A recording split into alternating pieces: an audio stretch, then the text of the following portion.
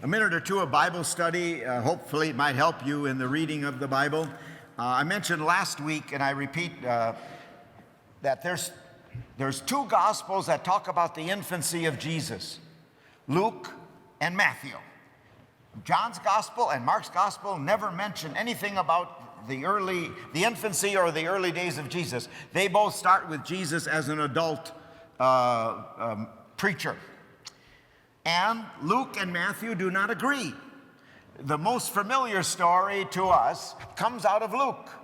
And I'm repeating last week. Luke's gospel says that Jesus and Mary lived in Nazareth. And then there was some kind of a census. And then they traveled down to Bethlehem, where Jesus was born in a manger. And then after the birth, they went back to Nazareth. Matthew has Jesus and Mary living in Bethlehem all the time. They had never been to Nazareth. Jesus was born at home, not in a manger. And then we have today's story about the shepherds and the Magi. And then Joseph has a dream about Herod trying to kill the child, so he goes down into Egypt. And then after Herod dies, he comes back to Israel, and he goes to live up in Nazareth where he had never been before. Now, whenever you read things like that, when you read your Bible, think about it.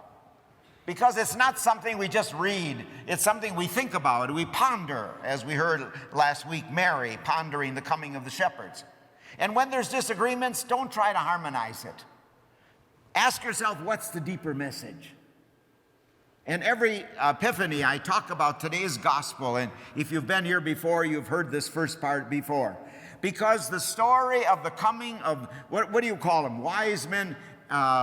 They were really astrologers coming to Jesus. The story is so full of holes that it just cries out to say there's something more, in case you missed it.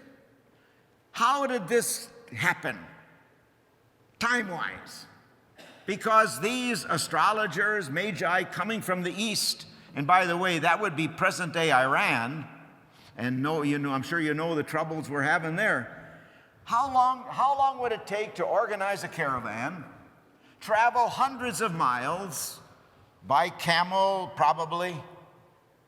The star, say this took 6 months to a year to organize and travel. Did the star appear 6 months before the birth of Jesus, and so on? And then we have so sanitized the scriptures that automatically we think there's just three, primarily be gold, frankincense, and myrrh, but there had to be more than three. They came, as I already mentioned, not to a manger, but to a house. Jesus was probably at least a year old, because Herod, when he found out he had been tricked, ordered the massacre of all children 2 or under. So Jesus was no longer an infant. So what's a deeper message? Now, I'm only picking into this, and maybe you could go even further, and please do. The story is about a journey. Isn't that us?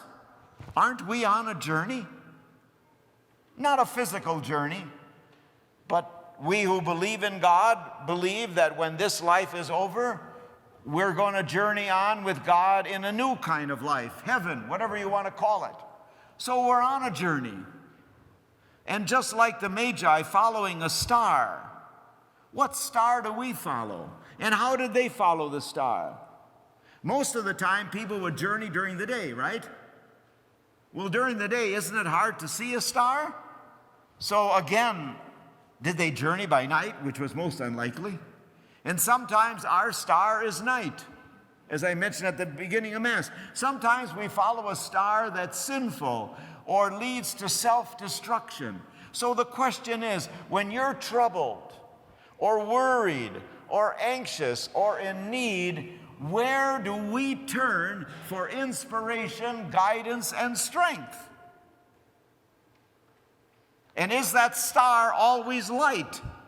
Or is it sometimes darkness? Some people, when they're worried, they eat. They go to the refrigerator and eat, or they go and drink, or they go on the computer for pornography or games, or, some people go shopping when they're in trouble, whatever. Those are all dark stars. They're not light. And we who are Christians say that our light is Christ.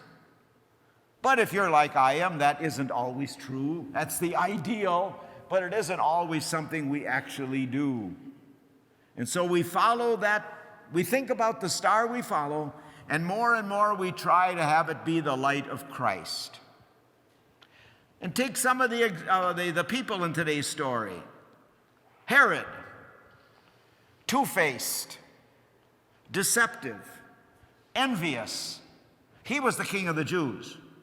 And he was paranoid about anybody threatening. He even killed some of the members of his own household that he felt were threatening him. And so, as I already mentioned, he ordered the massacre of Jesus. Have you experienced any of that? Or have you done any of that? Have you ever been deceitful or envious, jealous? There is a dark light that needs to be brought into the light of Christ. Then we have the chief priests and the scribes. Did you notice in the story that after they heard all of this, they had no interest to go and find Jesus? Why? Probably because they thought they knew it all. They had all the answers. Is that like us?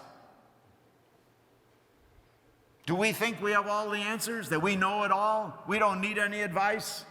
Anybody who disagrees with us is wrong? That's the darkness. We need the light of Christ. Now, when you take the second reading into this mix, where Paul says that now even the Gentiles have become fellow heirs. When the people of that time would have heard that line, that the Gentiles became fellow heirs, they would have gasped. That's unheard of. That's unthinkable. That those dirty, lowly, outcast Gentiles would be in the love of God. Unheard of. Unthinkable. So, think about the birth of Jesus. The shepherds came to worship him. They were the lowest of society. They were the outcasts. They were the street people. They lived with the sheep. So how do you think they smelled? The Magi, they were Gentiles. So who in our lives is out? Somebody we don't want to associate with. Somebody we don't want around us.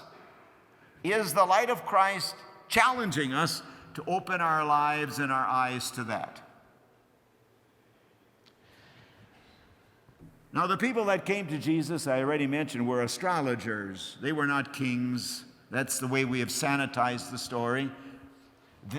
They believed in the stars. They believed in the signs of the zodiac. They believed in interpreting dreams. And they made their living by tricking people, just like we are tricked by the people that scam us.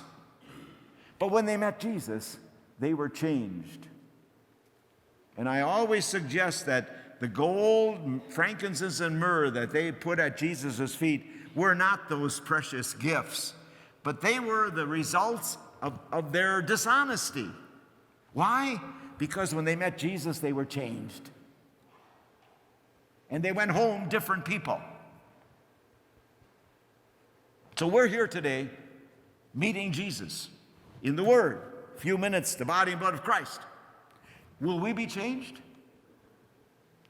What is it that we can lay at the feet of Jesus, the darkness of our lives, if you followed that thought, that we don't want to depend on anymore, so we can follow him as the light of the world? That's the challenge. Every time I come to Mass is to be changed and go home different people. And I always end by suggesting, to symbolize that, go home by a different route. Don't get lost. Just decide to change. Thank you for watching the Christmas homily here at St. Elizabeth Ann Seton Parish. We wish you a very Merry Christmas and a blessed holiday season.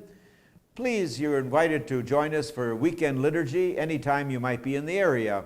Or you can visit us always at mysaintelizabeth.com or watch us on Facebook. Thank you again, and blessed Christmas.